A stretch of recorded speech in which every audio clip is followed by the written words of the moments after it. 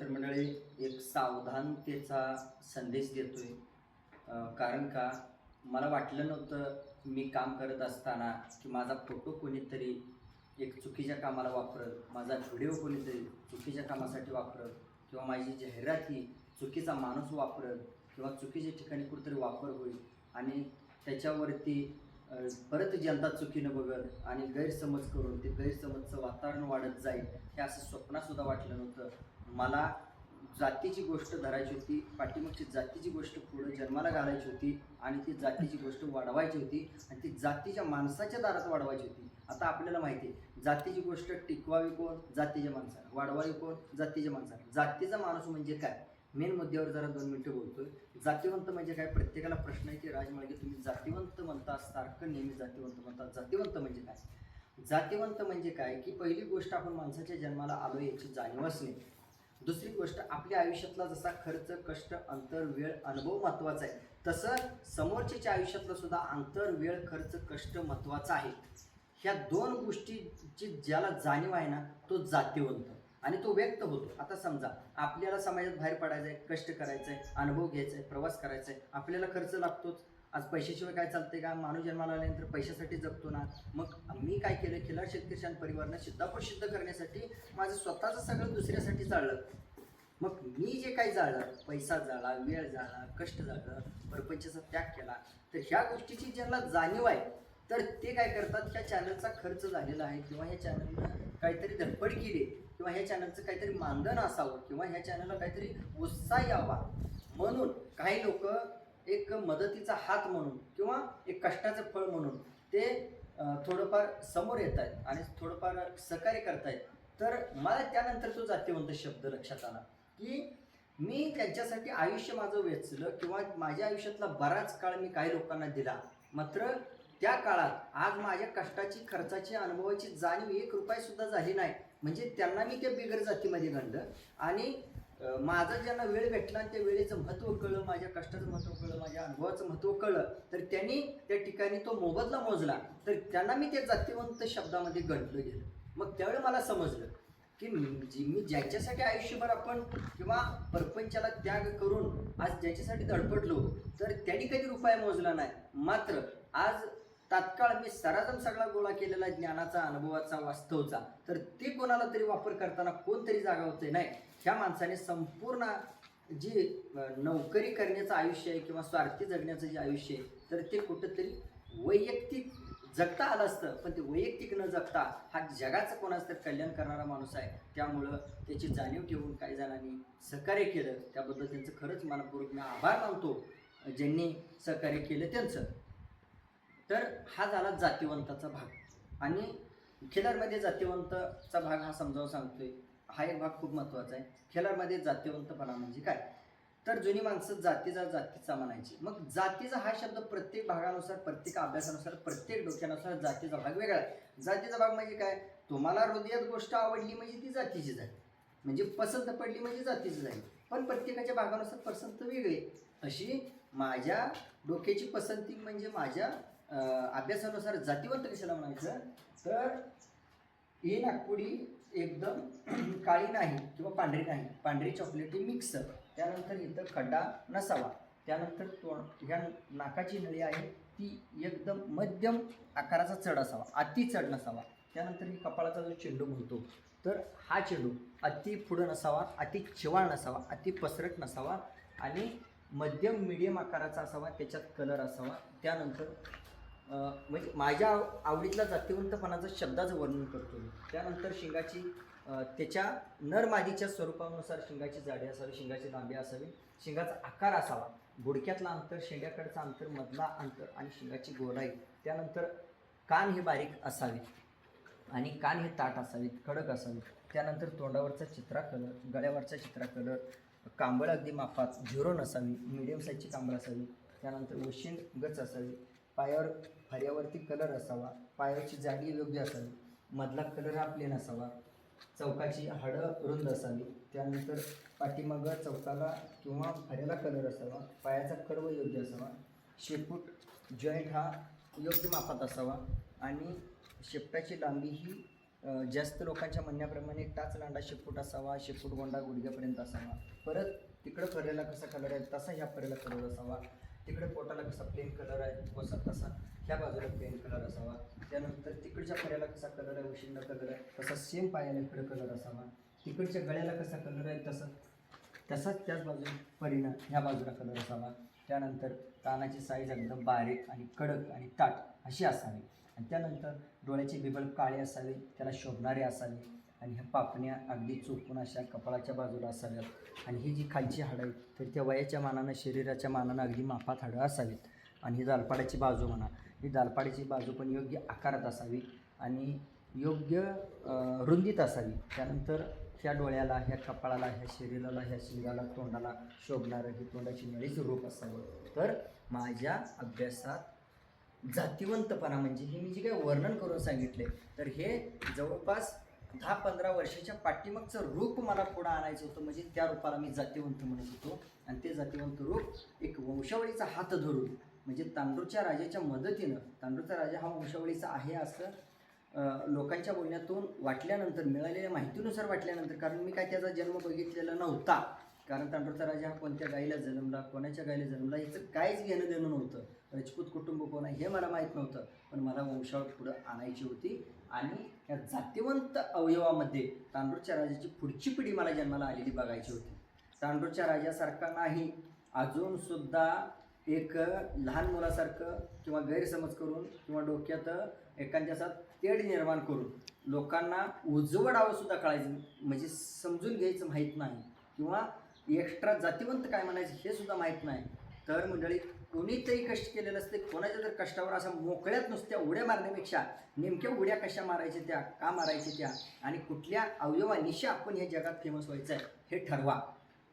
तर मी कधीच तांडूरच्या राजाच्या आयुष्यात डिक्टो, तांडूरच्या राजाची कॉपी, तांडूरच्या राजासारखाच असं कधीच बोललो नाही अजूनपर्यंत. प्रत्येक व्हिडिओ बारकाईनं बघा. मला तांडूरचा राजा हा वंशावळीच्या तोंडाच्या आणि त्याच्या धमकच्या रूपानं ह्या पॉझिटिव्ह मुद्द्यानंच मला त्याच्या पोटी मला जातिवंतपणा पुढचा जन्माला घालायचा होता की वर्णन केलेल्या अवयवानुसार. बरेच प्रत्येकाच्या घरी जन्माला आलेली आहे वस्तू, पण प्रत्येकाच्या घरी मला जाणं अशक्य झाले. आणि जन्माला आल्यानंतर सगळ्यांनीच माझ्या कानावर घातले असं नाही की तांडूरचा राजा राजमाळगीने जाहीर केला, चांगला आहे म्हणून सांगितला, वंशावळीतला म्हणून सांगितला म्हणून गायी भरवल्या. मात्र ती पैदास झालेली माझ्या डोळ्याखाली घालावं, मला फोन करावं किंवा माझ्या कानावर घालावं म्हणून कोणीही डोक्यात घेतलं नाही. तर त्यावेळेला बरेच लोकांनी गैरसमज केला किंवा अनेक अडचणीमुळे तात्काळ व्यवसाय वर्ग, व्यापारी वर्ग आल्यानंतर त्यांना देऊन टाकली आणि ती विक्री झाली. पण मला वाटलं होतं ते वासरू या बैलाचा, या अभ्यासातला त्या तांडूरच्या राजाच्या मालकानं राजाच्या जिवंतपणीच्या आयुष्यात एक गोष्ट, एखाद्या शेतकऱ्याची गोष्ट किंवा तांडूरचा राजा हा योग्य आहे म्हणून जगाला सांगणाऱ्या एखाद्या व्यक्तीच्या दारात जर जन्मली असेल तर त्या व्यक्तीच्या सोबत, त्या व्यक्तीच्या गोट्यात त्या दोघांची, तिघांची आणि ह्या चॅनलच्या सोबत, ह्या चॅनलच्या पुराव्यानं ती गोष्ट जगापुढं पोच करावी हे स्वप्न माझं राहिलं.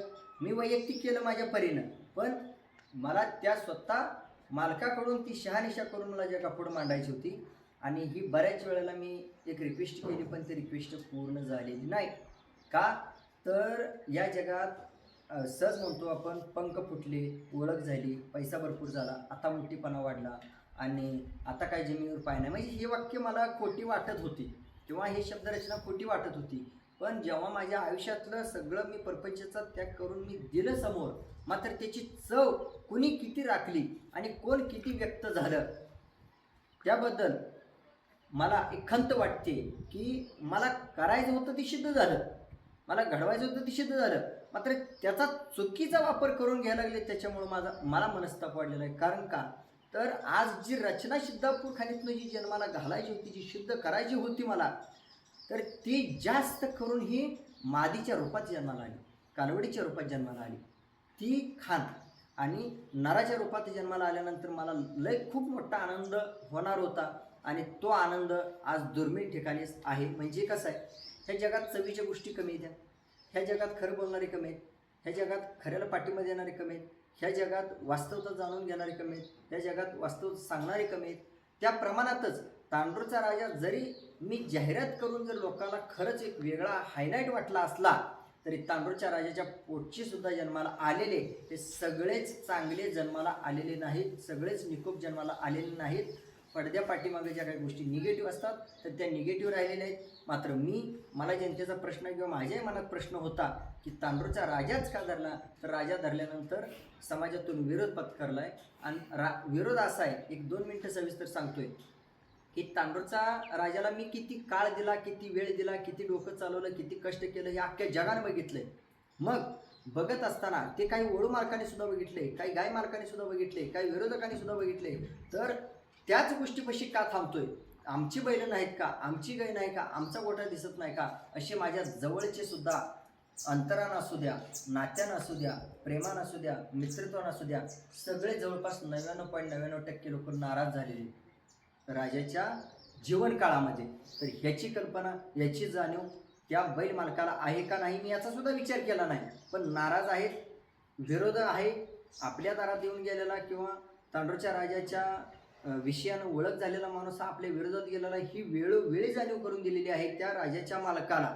मात्र परत किस्सा कसा घडला की बैल बंद पडल्यानंतर आज ज्या ज्या लोकांच्या पोटात दुखत होतं, ज्या ज्या लोकांना वाईट वाटत होतं, ज्या ज्या लोकांना कशाबद्दल राजमळगे त्या राजाचा विषय धरतोय म्हणून पोटात दुखत होतं का तो बैल मालक मोठा होतोय म्हणून पोटात दुखत होतं मला माहीत नाही. मात्र त्यानंतर काय झालं की माझा बैल बंद झाल्यानंतर संपर्क कमी झाल्यावर तर त्या मालकाच्या दोस्ती विरोधकाने चालू केली की बैल मालकाच्या लक्षात आले नाही का, तर आपली दोस्ती ही आपला बैल ज्यांना आवडत नव्हता, आपली गोष्ट कोणाची आवडत नव्हती, राजमाळगेने सांगितलेलं आवडत नव्हतं आणि राजमाळगेच्या वातावरणाला कधीही सपोर्ट करणारी माणसं नव्हती किंवा राजपूत कुटुंबाला लाईक करणारी माणसं कोणी नव्हती, ती आज राजपूत कुटुंबासोबत दोस्ती केलेली आहेत, राजपूत कुटुंबातून खरेदी केलेली आहे आणि राजपूत कुटुंबाकडून आज जे पाहिजे ते त्यांनी घेतले असं त्यांना वाटतंय. पण मात्र जे पाहिजे ते मला सिद्ध करायचं होतं सिद्धापूर खाणीतून अवयव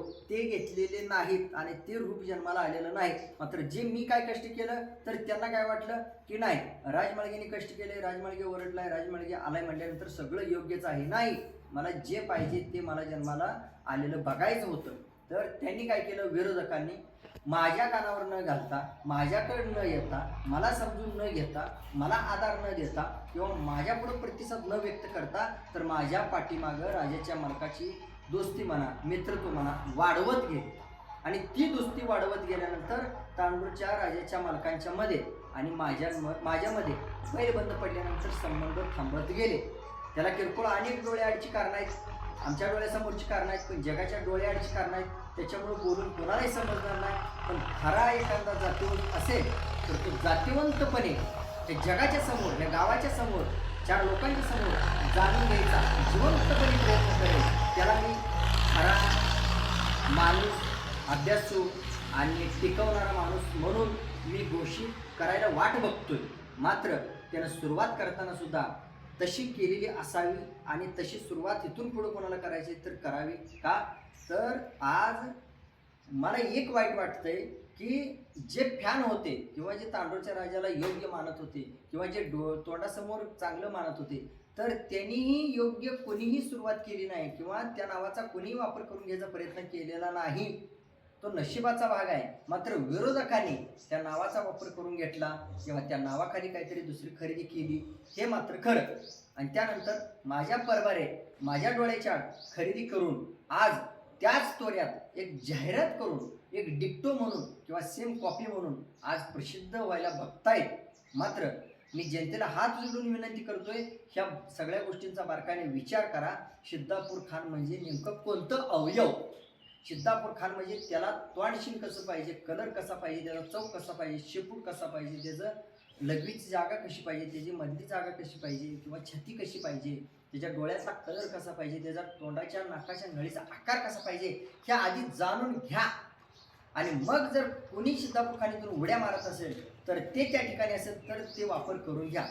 अन्यथा फक्त आणि फक्त कोणतरी कष्ट केले, कोणतरी मेले, कोणतरी धडपडले, त्याच्या नावावरती आपलं काहीतरी शिजवून घ्यायचं आणि आपलं काहीतरी नाव करायचं, आपण कुठेतरी पुढं जायचं आणि आपण कुठेतरी तोंडाला झळकायचं की राजमाळगेला किंवा खिल्लार शेतकरी शान परिवाराला पाठीमागे ठेवूया आणि आपणच पुढच्या तोंडाला येऊया.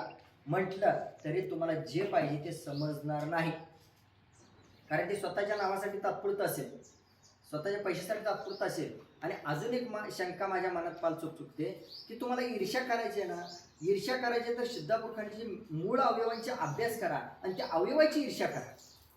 तुम्ही खिलार शेतकरी शान परिवारची किंवा राजमाळ्याची ईर्ष्या करायला जाऊ नका. का तर जे शिकायचं ते पण तुम्हाला विसरून जाईल. जे खरं काय आहे, जो अवयव खरा कोणता सिद्धापूरखानीचा, तर तो अवयव समजून जायचं विसरेल. कारण तुम्ही ईर्ष्या करायला लागला, तुम्ही वाद करायला लागला, तुम्ही विरोध करायला लागला आणि तुम्ही गैरसमज करून घेतला. पण जे पाहिजे ते समजून घ्यायचं तुमच्या डोक्यातून विसरून जाईल. तर सिद्धापूरखानीमध्ये ही सावधानतेचा संदेश मी देतोय आणि हा सावधानतेचा संदेश सर्वांनी सर्वांपर्यंत पोच करावा. आणि जेवढी जुनी माणसं जिवंत आहेत तर त्यांनी प्रत्येका ठिकाणी